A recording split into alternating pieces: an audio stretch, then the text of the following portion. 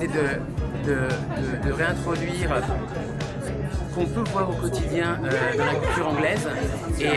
Et là, par exemple, il y avait ces robes qui étaient oversize avec les chapeaux géants.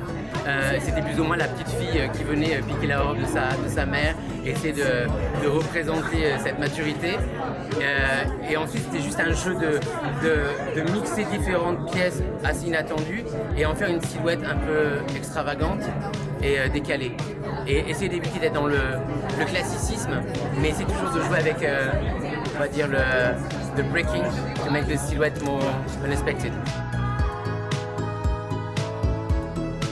En termes de proportion, de couleurs, de références, sur les prints, sur la porcelaine, on a le talon qui est en fait repris d'un beurrier, en fait tout en porcelaine que j'ai retrouvé dans une boutique de vintage.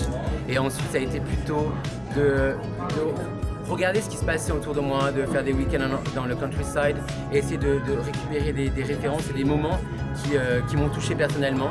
Et là, par exemple, quand j'étais dans des garden parties, je voyais toutes ces femmes qui essayaient d'être extrêmement extravagantes et en même temps essayer de la plus sublime. Et finalement, on arrive avec des looks complètement décalés, assez inattendus et c'est assez drôle.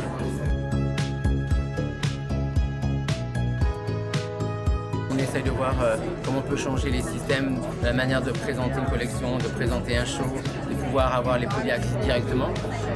Mais ce qui ne change en rien en termes de création, parce que la collection, je l'ai déjà travaillée, définie il y a déjà quelques mois. Et finalement, en fait, c'est juste de retranscrire quelque chose et de pouvoir réajuster. Mais il n'y a pas de réel impact sur le produit.